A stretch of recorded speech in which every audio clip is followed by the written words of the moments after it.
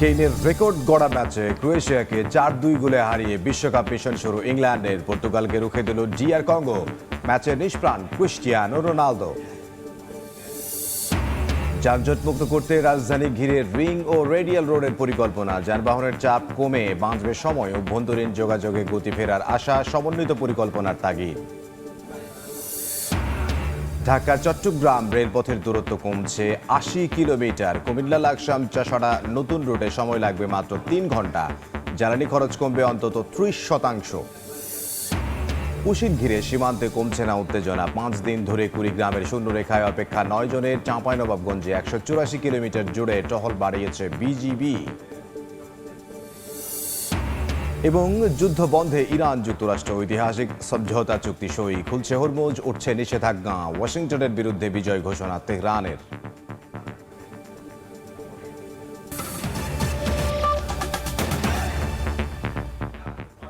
সময় সংবাদের সঙ্গে আছি আমি ইমদাদুল হক। শুরুতেই বিশ্বকাপ ফুটবল প্রসঙ্গ।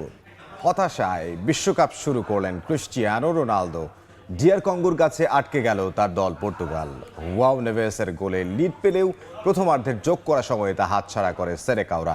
নিষ্প্রাণ রোনালদোর দিনে ইতিহাসে প্রথমবারের মতো পয়েন্ট পেল আফ্রিকান দেশটা। হতাশায় বিশ্বকাপ শুরু করলেন রোনালদো। কঙ্গোর বিপক্ষে শুধু তার পারফরম্যান্স নয়, আতশ কাচের নিচে তার দলের অবস্থানও। ফেভারিটের তকমা থাকলেও স্রোতের বিপরীতে হেঁটেছে পর্তুগাল। তারকা খচিত মিডফিল্ডকে এক সুতোয় গাঁথতে ব্যর্থ রবার্তো মার্তিনেস। প্রশ্ন উঠছে রোনালদোকে ঘিরেও। গোটা ম্যাচে গোল মুখে কোনো শটই নিতে পারেননি CR7। অথচ এদিন পিচ স্পর্শ করার আগেই রেকর্ড বুকে ওঠেন তিনি। সবচেয়ে বেশি বয়সে আউটফিল্ড প্লেয়ার হিসেবে স্টার্টিং 11-এ গড়েছেন আরও এক মাইলফলক। মেসির পরে মাত্র দ্বিতীয় ফুটবলার হিসেবে খেলছেন নিজের ষষ্ঠ বিশ্বকাপ। টেক্সাসে ঘুরে ফিরে ক্যামেরার লেন্স তাই বারবার ওই একদিকে, ক্রিস্টিয়ানো রোনালদো। তবে ডিআর কঙ্গোর বিপক্ষে প্রথম লিডটা CR7 নন, আসলো হুয়াও নেভেসের দারুণ এক হেডে। অ্যাসিস্টে পেদ্রো নেতো। কঙ্গোর 5-ম্যান ডিফেন্স লাইনের সামনে খুব বেশি সুযোগ যে তৈরি হবে না সেটা আগেই বোঝা গেছে। সেলেকাওরা তাই বেছে নেয় অ্যারিয়াল অ্যাটাক। ফুলব্যাকদের কাজে লাগিয়ে একের পর এক ক্রস, যদিও সাফল্য মেলেনি আর। ইনজুরি থেকে পুরোপুরি সেরে না ওঠায় একাদশে ছিলেন না রুবেন দিয়াস। অভিজ্ঞ সেন্টার ব্যাকের অনুপস্থিতি ভোগায় পর্তুগালকে। নেভেসের এনে দেওয়া লিড হারায় প্রথমার্ধের যোগ করা সময়ে। আর্থার মাসুয়াকুর করা ক্রসে গোল ইওয়ান উইজার। কঙ্গোর ইতিহাসে এটাই প্রথম বিশ্বকাপ গোল। স্তব্ধ বিধ্বস্ত গোটা সেলেকাও শিবির। ওই স্তব্ধতা আর কাটেনি। স্টেডিয়াম ভর্তি পর্তুগিজ সমর্থকদের আনন্দে মাতাতে ব্যর্থ রোনালদো। 69 মিনিটে সুযোগ এসেছিল, তবে সেখান থেকে গোল করতে পারেননি 41 বছর বয়সী এই তারকা। উল্টো মুহুর্মুহু কঙ্গোর পাল্টা আক্রমণে কোণঠাসা হয়ে পড়ে পর্তুগাল। দেয়ালে পিঠ ঠেকে যাওয়ায় প্লেয়ার বদল করেও সফল হননি কোচ। কঙ্গো পেল নিজেদের বিশ্বকাপ ইতিহাসের প্রথম পয়েন্ট। সাব্বির মিথুন, সময় সংবাদ। বিশ্বকাপে নিজেদের প্রথম ম্যাচে পর্তুগালের বিবর্ণ পারফরমেন্সে হতাশ লিসবনের পাসা দা কমার্সিও।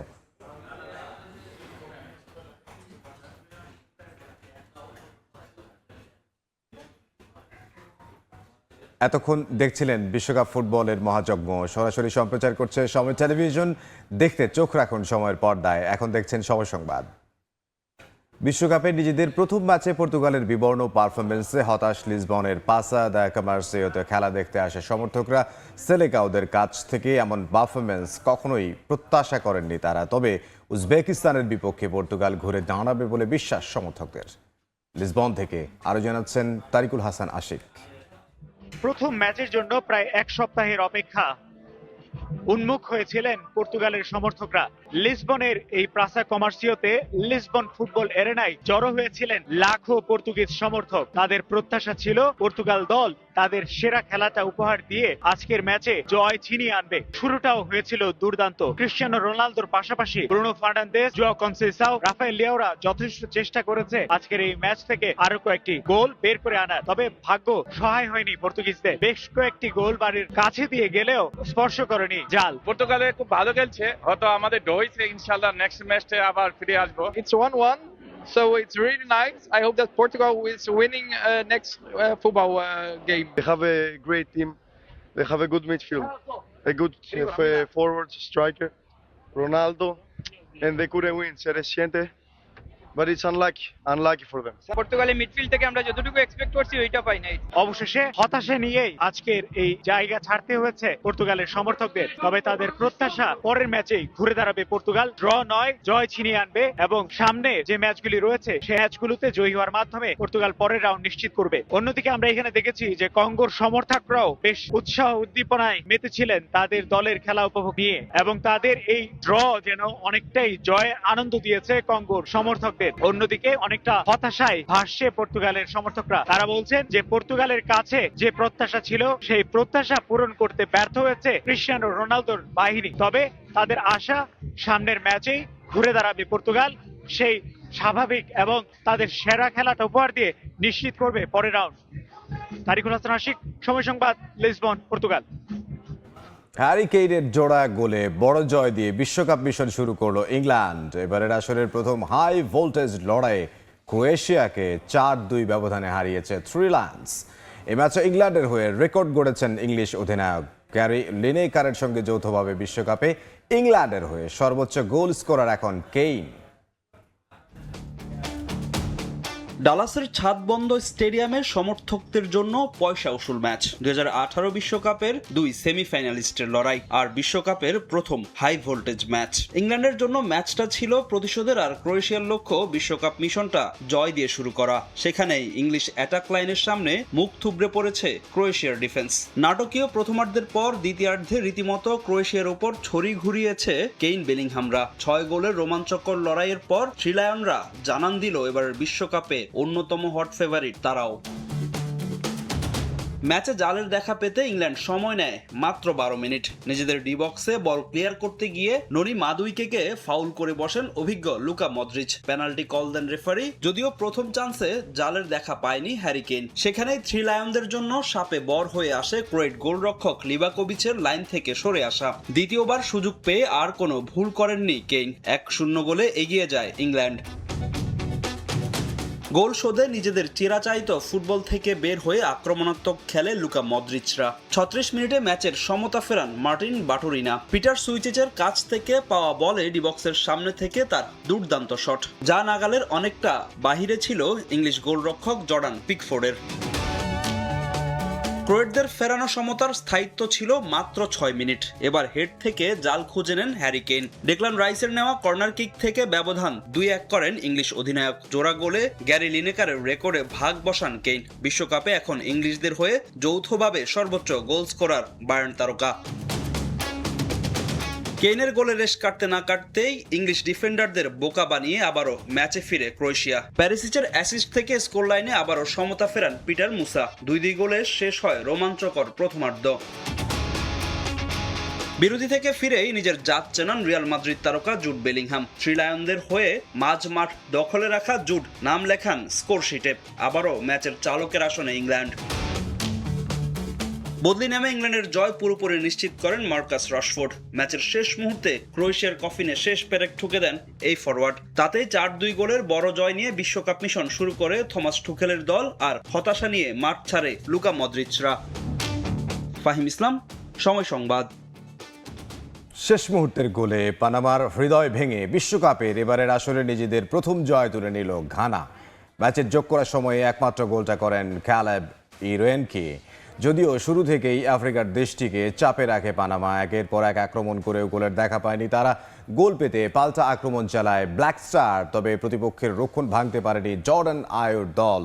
গোলশূন্য ড্রয়ে শেষ হয় প্রথমার্ধের খেলা। দ্বিতীয়ার্ধের বাকি সময়েও গোলের দেখা পায়নি কোনো দল। ড্রয়ের পথে থাকা ম্যাচের ভাগ্য বদলায় যোগ করা শেষ মিনিটে।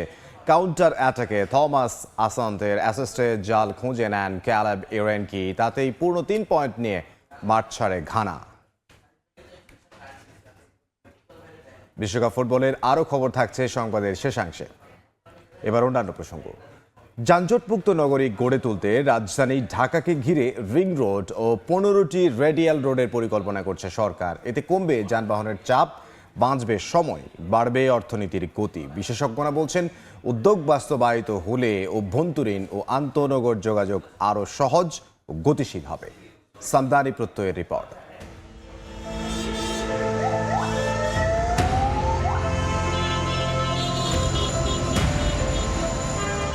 2.5 কোটি মানুষের শহর রাজধানী ঢাকা, যানজট যার নিত্যসঙ্গী। এখানকার সড়ক যেন গড়ে উঠেছে পরিকল্পনার চেয়ে প্রয়োজনের তাগিদে। বেসরকারি গবেষণা সংস্থা work for a better Bangladesh বলছে, এই নগরীতে প্রতিদিন যানজট কেড়ে নেয় প্রায় 82 লাখ কর্মঘণ্টা। নগরীর যানজট নিরসনে এবার রাজধানীকে ঘিরে রিং রোড ও 15টি রেডিয়াল রোড নির্মাণের পরিকল্পনা নিয়েছে সরকার। রিং রোড ও রেডিয়াল রোড নির্মাণের মাধ্যমে ঢাকার যানজট নিরসন। রিং রোড হলো বৃত্তাকার সড়ক বা একাধিক সড়কের সমষ্টি, যা নগরের কেন্দ্র ছুঁয়ে বাইরে চলে যায়, যার মাধ্যমে এড়ানো সম্ভব নগরীর ভেতরকার যানজট। ঢাকার তীব্র যানজট কমাতে গাবতলী থেকে পোস্তগোলা পর্যন্ত 12 কিলোমিটার দীর্ঘ 8 লেনের একটি ইনার সার্কুলার রিং রোড নির্মাণাধীন। এটি গাবতলী থেকে হাজারীবাগ পর্যন্ত বাস্তবায়িত হচ্ছে। এর মাধ্যমে দেশের উত্তর ও দক্ষিণবঙ্গের যানবাহনগুলোকে আর মূল শহরের ভেতরে ঢুকতে হবে না। শুধু তাই নয়, আউটার রিং রোড ধারণাকে বিস্তৃত করে রাজধানীকে ঘিরে 15টি রেডিয়াল রোডের পরিকল্পনা করছে সরকার। পরিকল্পনা অনুযায়ী রিং রোড দুটি ঢাকার চারপাশে বৃত্তাকার যোগাযোগ তৈরি করবে, আর রেডিয়াল রোডগুলো সড়কের কেন্দ্র থেকে আশেপাশের জেলা ও উপশহরের সঙ্গে যোগাযোগ স্থাপন করবে ঢাকার, যেগুলোর মধ্যে রয়েছে আফতাবনগর, ডেমরা, আশকোনা, দিয়াবাড়ি, বিরুলিয়া, আশুলিয়া, বছিলা, মাওয়া মহাসড়ক, পূর্বাচল ও মাদানী এভিনিউ সহ বিভিন্ন গুরুত্বপূর্ণ করিডর। সরকারের নতুন এ উদ্যোগে আশার আলো দেখছেন নগরবাসী। আমার মনে হয় এতে অনেকটা যানজট কমবে। রাস্তা যদি সম্প্রসারণ করা হয়, রাস্তা যদি বৃদ্ধি করা হয়, অবশ্যই আমাদের জনগণের জন্য অনেক ভালো হবে। তবে যত দ্রুত কাজটা হয় তত আমাদের একটু সুবিধা হয়। জ্যাম জটের কারণে অনেক ভোগান্তির লোকজন পরে আমরা পড়ে থাকি। এদিকে বিশেষজ্ঞরা বলছেন, শুধু সড়ক নয়, এর সঙ্গে গণপরিবহন, আবাসন ও ভূমি ব্যবস্থাপনার সমন্বিত পরিকল্পনা নিতে হবে। ঢাকার টেকসই নগর পরিকল্পনা এবং যে পরিবহন পরিকল্পনা, এটা সমন্বিত উদ্যোগ দরকার।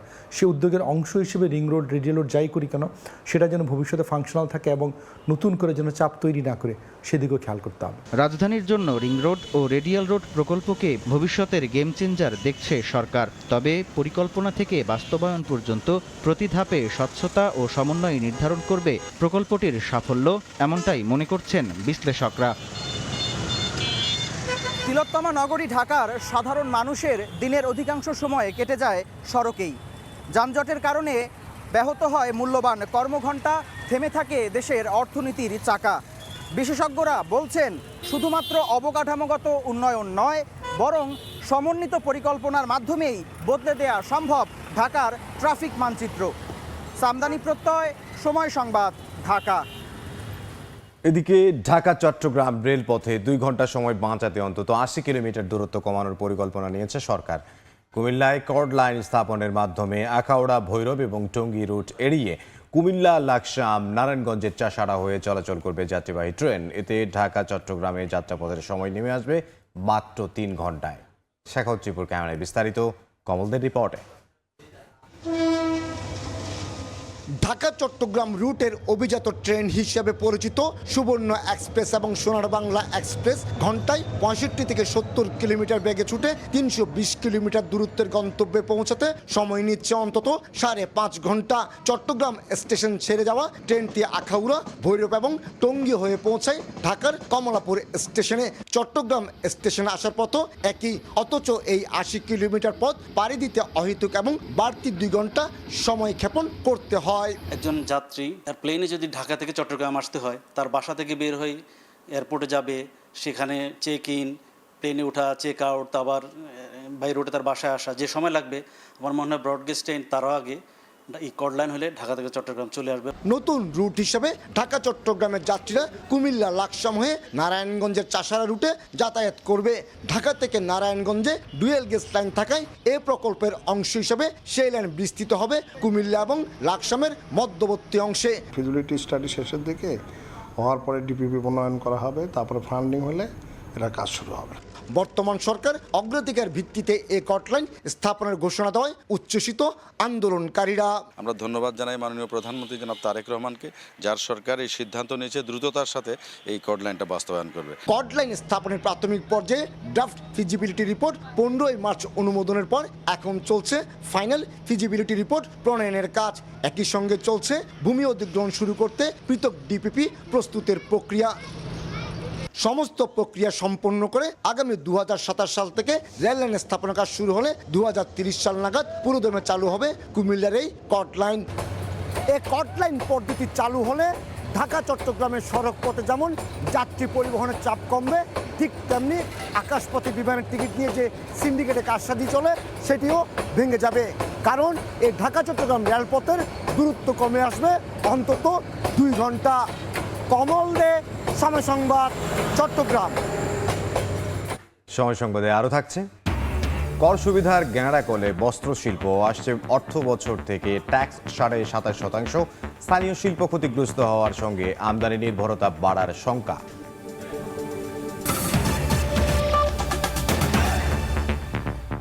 পাঁচ দিন ধরে কুড়িগ্রামের রৌমারী সীমান্তের শূন্যরেখায় অবস্থান করছেন 9 জন। খোলা আকাশের নিচে মানবেতর দিন কাটছে তাদের। এই মুহূর্তে রৌমারী সীমান্তে আছেন সহকর্মী বাদশা সৈকত, সরাসরি যাব তার কাছে। আমি রয়েছি কুড়িগ্রামের রৌমারী উপজেলার যে গয়টাপাড়া সীমান্তে। এখানে আসলে গত রোববার অর্থাৎ 5 দিন আগে এই সীমান্ত দিয়ে আসলে 6 জনকে পুশ ইনের চেষ্টা করেছিল বিএসএফ, এবং সেই পুশ ইনের শিকার যে লোকজন তাদেরকে কিন্তু এই সীমান্তে এনে রাখা হয়েছে, এবং তাদেরকে যে আন্তর্জাতিক সীমানা পিলার 1060 তার ঠিক পাশেই কিন্তু যে ভারতের অংশে রাখা হয়েছে শুধুমাত্র একটি প্লাস্টিকের ছাউনির নিচে। এবং আমরা যেটা দেখেছি যে গত রাত থেকে কিন্তু প্রচুর বৃষ্টিপাত হচ্ছিল। এবং এখানে আরেকটি বিষয় হলো যে এখানে যে 6 জনকে রাখা হয়েছিল, 2 শিশু এবং তার 2 বাবা মা এবং 2 যুবককে, আমরা সকালে এসে যেটি দেখেছি যে আসলে 2 শিশু এবং তার 2 বাবা মা কিন্তু এখানে নেই। তাদেরকে কোন দিকে সরিয়ে নেওয়া হয়েছে নিরাপদ জায়গায় সেটি কিন্তু এখানে আমরা কোনোভাবে মানে জানতে পারিনি, কারণ বিজিবির সাথে আমরা কথা বলেছি, তারাও বিষয়টি জানে না। কারণ রাতের দিকে যখন বৃষ্টি হয় তখন তাদেরকে নিরাপদ জায়গায় নিয়ে যাওয়া হয়েছে। এবং এখন এই মুহূর্তে এখানে কিন্তু এই ছাউনির নিচে 2 যুবক বসা আছে, এবং চারিদিকে কিন্তু পানি যে বৃষ্টিপাত হয়েছে সেই বৃষ্টিপাতের পানি জমে আছে এখানে। দীর্ঘ কিন্তু এই প্রায় আজ সহ 5 দিন, এই 5 দিন কিন্তু এই পুশিনের শিকার যারা ছিল তারা কিন্তু মানবতর জীবনযাপন করছিল এখানে। করার পর এখন 4 জনকে যদিও কোথাও সরিয়ে নেওয়া হয়েছে, বাকি 2 জন কিন্তু এখনো মানবতর জীবনযাপন করছে। তাদের কিন্তু সেখানে যে পর্যাপ্ত খাওয়া দাওয়ার ব্যবস্থা নেই, এবং সেখানে বিশুদ্ধ পানির ব্যবস্থা নেই, সেখানে তাদের যে স্যানিটেশন সেটার ব্যবস্থা নেই। এরকম মর্মান্তিকভাবে মানবেতরভাবে তারা কিন্তু এখানে দিন যাপন করছে। আর যে বিষয়টি জানিয়ে রাখি যে তাদেরকে ঘিরে কিন্তু ভারতের অভ্যন্তরে যে বিএসএফ কিন্তু সেখানে তারা পাহারা রয়েছে, কঠোর পাহারায়। অন্যদিকে যে বাংলাদেশের অংশ রয়েছে সেখানে বাংলাদেশের যে বিজিবি তারাও কিন্তু কঠোর পাহারায় রয়েছে। আসলে দুই দেশের যে সীমান্ত রক্ষী বাহিনী রয়েছে তারা কিন্তু আসলে সিদ্ধান্তের অপেক্ষায় আছে। কারণ যদি 2 দেশের যেহেতু এটি পুশিনের ঘটনা, নাগরিকত্বের দ্বন্দ্বের ঘটনা, যার কারণে তারা কিন্তু উচ্চ পর্যায়ের যে উচ্চ মহলের নির্দেশের অপেক্ষায় আছে তাদের বিষয়ে সিদ্ধান্ত নেওয়ার জন্য। এই ছিল কুড়িগ্রামের গয়টাপাড়া সীমান্তের সর্বশেষ। কুড়িগ্রামের গয়টাপাড়া সীমান্ত থেকে আমাদের সঙ্গে যোগ দিয়েছিলেন সহকর্মী বাদশা সৈকত। কর সুবিধার গ্যাঁড়া কলে দেশের বস্ত্রশিল্প খাত, তৈরি পোশাক খাতে যেখানে 12% আয়কর, সেখানে আগামী অর্থবছর থেকে 27.5% দেবেন বস্ত্র শিল্প মালিকরা। 2026-27 অর্থ বছরের প্রস্তাবিত বাজেটে কর হার অপরিবর্তিত রাখায় এমন দ্বৈত নীতি তৈরি হয়েছে বলে অভিযোগ উদ্যোক্তাদের। তাদের দাবি, এতে স্থানীয় শিল্প ক্ষতিগ্রস্ত হওয়ার সঙ্গে বাড়বে আমদানি নির্ভরতা। এ অবস্থায় রফতানির স্বার্থে পরিপূরক শিল্পে সহায়ক কর কাঠামো নিশ্চিতের পরামর্শ অর্থনীতিবিদদের। এস এম আরিফিনের রিপোর্ট। বৈদেশিক মুদ্রার রিজার্ভ শক্তিশালী রাখতে যে পরিমাণ তৈরি পোশাক রপ্তানি করে গার্মেন্টস খাত, ব্যাকওয়ার্ড লিঙ্কেজ হিসেবে তার সিংহভাগ কাঁচামালের যোগান দেন বস্ত্রকল মালিকরা। তথ্য বলছে সুতা ও কাপড় মিলিয়ে নিট পোশাক খাতে 80 থেকে 90 আর ওভেন খাতে 35 থেকে 40% কাঁচামালের যোগান আসে স্থানীয় বস্ত্রকল থেকেই। বাকিটা চীন, কোরিয়া, ভারতের মতো দেশ থেকে আমদানি করেন উদ্যোক্তারা। সাধারণ কোম্পানির কর্পোরেট কর হার 27.5% হলেও রপ্তানি আয়ের ধারা সচল রাখতে 2005-06 অর্থবছর থেকে 15% হারে কর সুবিধা পেয়ে আসছিলেন বস্ত্র ও পোশাক শিল্প মালিকরা। পরে 2018-19 অর্থবছরে কর সুবিধা 15 থেকে কমিয়ে 12% নির্ধারণ করে সরকার। পোশাক খাতের জন্য এই সুবিধা 2028 সাল পর্যন্ত বহাল থাকলেও মেয়াদ শেষ হওয়ায় চলতি জুন থেকে কর সুবিধা হারাচ্ছেন বস্ত্রকল মালিকরা। ফ্যাব্রিক্স স্পিনিং এর জন্য অতীতে ছিল 15% ট্যাক্স। 26 সালে এসআইটা আর পুনর্বল হয় না আইএমএফ এর বা বিভিন্ন চাপের কারণে। গত বছর বাজেট করার সময় সরকার সাথে আলোচনা করেছি, বাট তখন সরকার বলেছে আমরা একটা চেঞ্জিং টাইমের সরকার, এই মুহূর্তে আমরা আসলে কিছু করতে পারতেছি না। এই অবস্থায় 2026-27 অর্থ বছরের প্রস্তাবিত বাজেটে 5 বছরের জন্য কর্পোরেট কর হার অপরিবর্তিত রেখেছেন অর্থমন্ত্রী। এতে তৈরি পোশাক খাতে কর সুবিধা অব্যাহত থাকলেও অতিরিক্ত করের খরচ গোনার চাপ সামলাতে হবে বস্ত্রশিল্পকে। এতে কাঁচামালের আমদানি নির্ভরতা যেমন বাড়বে, তেমনি গ্যাস বিদ্যুতের সংকটে ধুঁকতে থাকা বস্ত্র খাতে কমবে প্রতিযোগিতা সক্ষমতা। এই অবস্থায় 2030 সাল পর্যন্ত কর সুবিধা বহাল চান এ খাতের উদ্যোক্তারা। শিল্প বান্ধব নীতি যেখানে নেওয়া হচ্ছে বাজেটে, সেখানে 27% ট্যাক্স একটা সেক্টরের উপর ধার্য করা আমি মনে করি এটা ঠিক না। গার্মেন্টসের মতো 15% যাতে আমাদের ট্যাক্সটা থাকে নেক্সট 30 সাল পর্যন্ত, অ্যাটলিস্ট যেই পর্যন্ত আমরা স্বনির্ভরতা না হয়। একদিকে বৈশ্বিক মন্দা পরিস্থিতিতে নেতিবাচক রপ্তানি, অন্যদিকে ব্যাংক ঋণের উচ্চ সুদহার সহ বিনিয়োগ বিমুখ পরিবেশ। জাতীয় স্বার্থেই বৈষম্যমূলক করনীতি থেকে সরে আসার পরামর্শ অর্থনীতিবিদদের। ব্যাকআপ ইন্ডাস্ট্রি যদি আপনার র ম্যাটেরিয়াল যদি আপনাকে প্রস্তুত করে না দেয়, যদি আপনাকে সার্ভিস না দেয়, তাহলে আপনি ফাইনাল প্রোডাক্টস কিভাবে উৎপাদন করবেন? সুতরাং চূড়ান্ত দ্রব্য উৎপাদন করতে গেলে ব্যাকওয়ার্ড লিঙ্কেজে যে সমস্ত ফ্যাক্টরি ইন্ডাস্ট্রি আছে তাদেরকে আপনাকে কর সুবিধা, আপনাকে ভালো একটা কর সুবিধা দিতে হবে। বিটিএম এর তথ্য, দেশে বর্তমানে সচল বস্ত্রকল আছে 1700-র বেশি। জ্বালানি সংকট, কাঁচামালের ব্যয় বৃদ্ধি সহ বন্ড সুবিধার অপব্যবহারে উৎপাদন কমেছে প্রায় অর্ধেকের, আর বন্ধ হয়েছে 50টিরও বেশি কারখানা। এমএস আরিফিন, সময় সংবাদ, ঢাকা। সময় সংবাদে আরও থাকছে। ভারতের পশ্চিমবঙ্গে বিজেপির বুলডোজার নীতি ও হকার উচ্ছেদ ঘিরে উত্তেজনা। রাজপথে মমতার প্রতিবাদ। চাঁদাবাজির অভিযোগে তৃণমূলের সাবেক মন্ত্রী গ্রেফতার। কাঁচা পাটকে শর্তযুক্ত রফতানি পণ্যের তালিকায় অন্তর্ভুক্ত করার প্রায় 9 মাস কেটে গেছে। খুলনা অঞ্চল থেকে কার্যত বন্ধ কাঁচা পাট রফতানি। এতে বিপাকে রফতানিকারক, শ্রমিক ও ব্যবসায়ীরা। গোডাউনে নষ্ট হচ্ছে ফসল, বাড়ছে লোকসান। কর্মহীন হওয়ার শঙ্কায় শ্রমিকরা। তবে অধিদপ্তরের দাবি সংকট নিরসনে কাজ চলছে। নিয়ামুল হোসেন কোচির তোলা ছবিতে আব্দুল্লাহ আল মামুন রুবেলের প্রতিবেদন। যে সময়টায় খুলনার দৌলতপুরের পাট গোডাউনগুলোতে কর্মচাঞ্চল্যে মুখর থাকার কথা, এখন সেখানে নীরবতা। কৃষকের কাছ থেকে কেনা হাজার হাজার মন কাঁচা পাট স্তূপ করে রাখা হয়েছে। রফতানি বন্ধ থাকায় মাসের পর মাস গোডাউনে পড়ে আছে এসব পাট।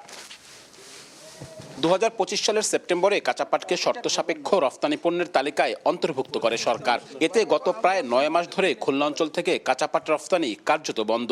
এর মধ্যে গত 17 মে বস্ত্র ও পাট মন্ত্রণালয়ের এক বিজ্ঞপ্তিতে কাঁচা পাট রফতানি সমীচীন নয় বলে মত দেয় সংকট আরও ঘনীভূত হয়। আমরা এই ব্যাপারে শ্রমিক থেকে শুরু করে সর্বস্তরের লোক ক্ষতিগ্রস্ত।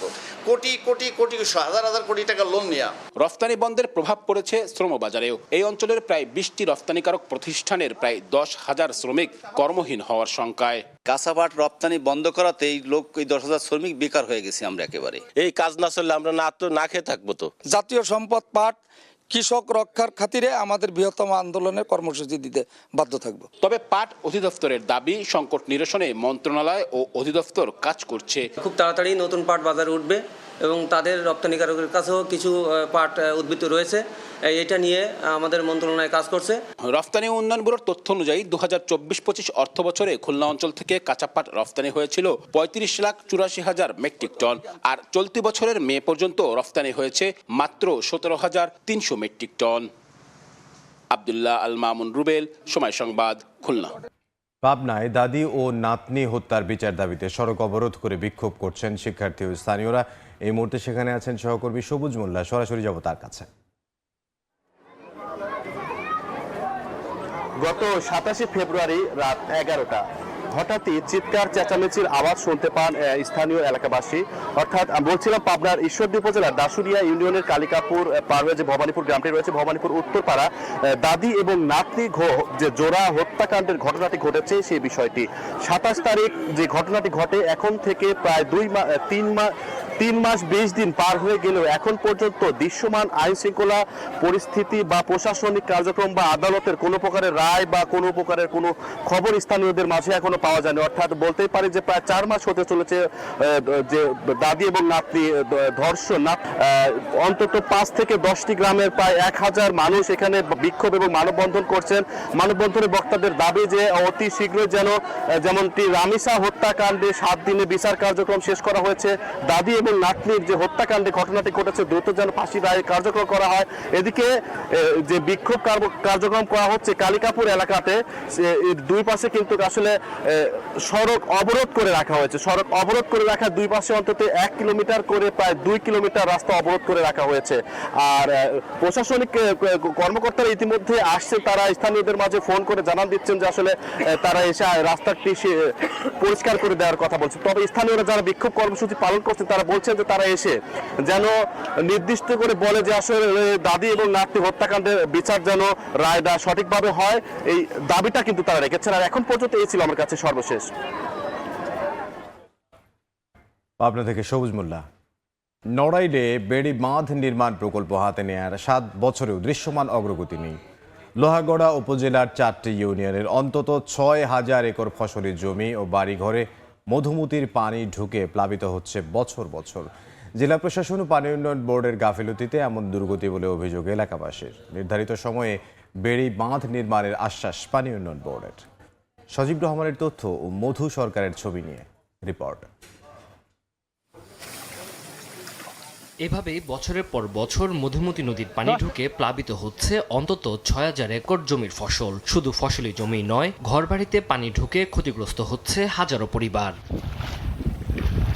মধুমতি পানির প্লাবন ঠেকাতে 2019 সালে নড়াইলের লোহাগড়া উপজেলার কোটকল থেকে ঘাগা চেয়ারম্যান বাড়ি পর্যন্ত 3.1 কিলোমিটার অংশে বেড়িবাঁধ নির্মাণে একনেকে অনুমোদন দেয় তৎকালীন সরকার, যার ব্যয় ধরা হয় 342 কোটি টাকা। স্থানীয়দের আপত্তি ও আদালতে নিষেধাজ্ঞা কাটিয়ে 2023 সালে কাজ শুরু করে জেলা পানি উন্নয়ন বোর্ড ও জেলা প্রশাসন। 2025 সালের জুনে প্রকল্পের মেয়াদ শেষ হওয়ার কথা থাকলেও 2 দফায় মেয়াদ বাড়িয়ে কিছু অংশের খোঁড়াখুঁড়ি ছাড়া দৃশ্যমান কোনো অগ্রগতি চোখে পড়েনি।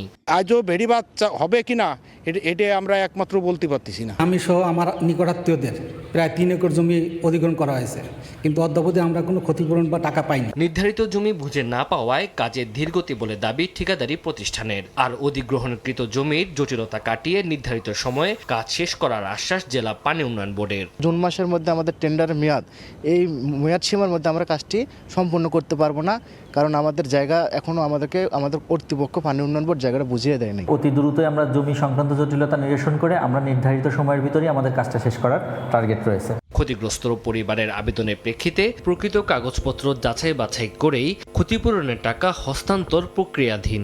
সংশ্লিষ্ট কাগজপত্র যাচাই বাছাই সাপেক্ষে আমরা পর্যায়ক্রমে ক্ষতিপূরণ প্রদান করতে পারব। বেড়িবাঁধ নির্মাণ প্রকল্পে জমি অধিগ্রহণ 161 জনের মধ্যে এখন পর্যন্ত ক্ষতিপূরণ পেয়েছেন মাত্র 24 জন। আর বেড়িবাঁধ নির্মাণে ঠিকাদারি প্রতিষ্ঠানের সঙ্গে চুক্তির মূল্য ধরা হয়েছে 5,95,00,000 টাকা। সময় সংবাদ, নড়াইল। ইরান যুদ্ধ বন্ধে ওয়াশিংটন তেহরান ঐতিহাসিক চুক্তি হয়েছে। মার্কিন প্রেসিডেন্ট ডোনাল্ড ট্রাম্প ও ইরানের প্রেসিডেন্ট মাসুদ পেজেশকিয়ান এই চুক্তিতে আনুষ্ঠানিকভাবে সই করেছেন।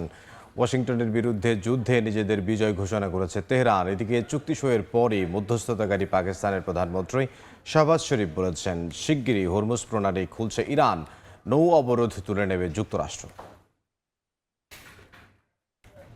দীর্ঘদিন দরবারের পর অবশেষে ইরান যুদ্ধ বন্ধে ঐতিহাসিক চুক্তি সম্পন্ন হয়েছে। বুধবার ফ্রান্সের প্যারিসের কাছে প্যালেস অব ভার্সাইয়ে এক নৈশভোজ চলাকালীন মার্কিন প্রেসিডেন্ট ডোনাল্ড ট্রাম্প এই চুক্তিপত্রে স্বাক্ষর করেন। তার স্বাক্ষরের মাধ্যমে অবিলম্বে পরবর্তী ধাপের আলোচনা শুরু হচ্ছে বলেও জানিয়েছে হোয়াইট হাউস।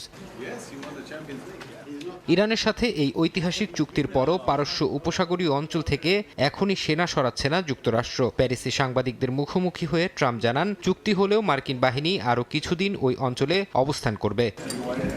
চুক্তির অন্যতম প্রধান শর্ত ইরানের পারমাণবিক কর্মসূচি নিয়ে ট্রাম্প কিছুটা নমনীয় মনোভাব দেখিয়েছেন। তেহরানের উচ্চ সমৃদ্ধ ইউরেনিয়ামের মজুদ ধ্বংস করার চেয়ে ইরান যাতে কোনোভাবেই পারমাণবিক অস্ত্র তৈরি করতে না পারে সেটিকে বেশি গুরুত্ব দিচ্ছেন তিনি। ট্রাম্প বলেন, মজুদ ধ্বংস করা অত্যন্ত জটিল এবং সময় সাপেক্ষ।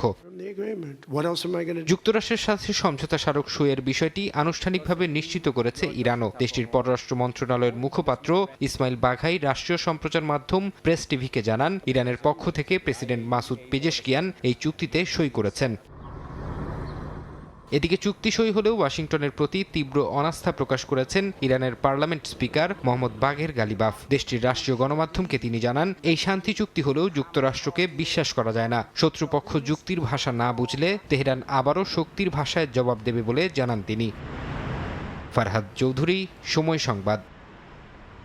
ভারতের পশ্চিমবঙ্গে ক্ষমতায় আসার পর থেকে বিভিন্ন এলাকায় অবৈধ নির্মাণ ভাঙতে বুলডোজার ব্যবহার করছে বিজেপি সরকার। ফুটপাত থেকে উচ্ছেদ করা হচ্ছে হকারদের। এই নীতির বিরুদ্ধে রাজপথে নেমে প্রতিবাদ জানান তৃণমূল নেত্রী মমতা বন্দ্যোপাধ্যায়। মিছিলের পর নিজের ভেরিফাইড ফেসবুক পেজে বিজেপি সরকারের এই জনবিরোধী অপশাসন মানা হবে না বলে হুঁশিয়ারি দেন মমতা। এদিকে তৃণমূল কংগ্রেসের সাবেক এক মন্ত্রীকে চাঁদাবাজির অভিযোগে গ্রেফতার করেছে শুভেন্দু প্রশাসন। এর আগেও 3 সাবেক মন্ত্রীকে গ্রেফতার করা হয়। চট্টগ্রামে রাষ্ট্রপতি প্যারেডে বক্তব্য রাখছেন সেনাপ্রধান জেনারেল ওয়াকারুজ্জামান। সরাসরি যাচ্ছে সেখানে। আমার প্রত্যাশা, নেতৃত্বের সর্বোচ্চ গুণাবলী যেমন সততা, সত্যবাদিতা, কর্তব্যনিষ্ঠা ও কঠোর পরিশ্রম দ্বারা সেনাবাহিনীর উপর অর্পিত শপথ দায়িত্ব তোমরা সর্বোচ্চ আন্তরিকতা ও পেশাদারিত্বের সাথে পালন করবে। তোমাদেরকে যে কোনো ধরনের চ্যালেঞ্জ গ্রহণের জন্য সর্বদা প্রস্তুত থাকতে হবে। সামরিক চেতনা ও মূল্যবোধকে সমুন্নত রাখতে এবং যে কোনো সিদ্ধান্ত গ্রহণের ক্ষেত্রে দেশপ্রেমকে সর্বাধিক গুরুত্ব দিতে হবে। তোমাদেরকে সাহসিকতার সাথে সকল পরিস্থিতি মোকাবেলা করতে হবে। তোমরা প্রতিনিয়ত নিজেদের সক্ষমতাকে বাড়াতে সচেষ্ট থাকবে। সেনাবাহিনীর দীর্ঘদিনের ঐতিহ্য, রীতিনীতি, সুনিয়ন্ত্রিত জীবনযাপন পদ্ধতি এবং রেজিমেন্টের লাইফকে তোমরা মনে প্রাণে গ্রহণ করবে এবং সর্বদা নিজেদেরকে শারীরিক ও মানসিকভাবে প্রস্তুত রাখবে। মনে রাখবে, তোমাদের উপর অর্পিত হবে সেনাবাহিনীর ভবিষ্যৎ নেতৃত্ব গুরু দায়িত্ব। বাংলাদেশ সেনাবাহিনীর মূল মন্ত্র, সমরে আমরা, শান্তিতে আমরা, সর্বত্র আমরা দেশের স্তরে উজ্জীবিত হয়ে মাতৃভূমির স্বাধীনতা ও সার্বভৌমত্ব রক্ষাই হবে তোমাদের জীবনের প্রথম এবং প্রধানতম ব্রত। প্রিয় অফিসার ক্যাডেটবৃন্দ, শৃঙ্খলা বাংলাদেশ সেনাবাহিনীর পেশাদারিত্ব ও উৎকর্ষতা অর্জনের অন্যতম প্রধান চালিকা শক্তি। সেনাবাহিনীতে সকল বিষয়ে নির্ধারিত নিয়ম, প্রথা ও অনুশাসন দ্বারা পরিচালিত হয়। কোনো বিষয়ে চূড়ান্ত সিদ্ধান্ত নিতে নিজের বিবেকের দ্বারস্থ হবে। চট্টগ্রামে রাষ্ট্রপতি কুচকাওয়াজের যে প্যারেড, সেই প্যারেডে বক্তব্য রাখছেন সেনাপ্রধান ওয়াকারুজ্জামান। তার বক্তব্যের বাকি অংশ দেখতে সরাসরি ভিজিট করুন সময় টিভির ফেসবুক পেজে। এ পর্যায়ে শীর্ষ সংবাদগুলো জানিয়ে দিচ্ছি আরও একবার। কেইনের রেকর্ড গড়া ম্যাচে ক্রোয়েশিয়াকে 4-2 গোলে হারিয়ে বিশ্বকাপ মিশন শুরু ইংল্যান্ডের। পর্তুগালকে রুখে দিল ডিআর কঙ্গো। ম্যাচে নিষ্প্রাণ ক্রিস্টিয়ানো রোনালদো। যানজটমুক্ত করতে রাজধানী ঘিরে রিং ও রেডিয়াল রোডের পরিকল্পনা। যানবাহনের চাপ কমে বাঁচবে সময়। অভ্যন্তরীণ যোগাযোগে গতি ফেরার আশা। সমন্বিত পরিকল্পনার তাগিদ। এবং যুদ্ধ বন্ধে ইরান যুক্তরাষ্ট্র ঐতিহাসিক সমঝোতা চুক্তি সই। খুলছে হরমুজ, উঠছে নিষেধাজ্ঞা। ওয়াশিংটনের বিরুদ্ধে বিজয় ঘোষণা তেহরানের।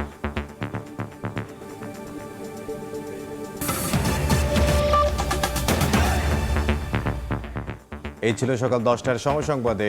বিশ্বকাপ ফুটবলের মহাযজ্ঞ সরাসরি সম্প্রচার করছে সময় টেলিভিশন। দেখতে চোখ রাখুন সময়ের পর্দায়। এরপর এই সময়ের বাণিজ্য নিয়ে আসছে কিছুক্ষণ পর। সঙ্গে থাকুন সময়।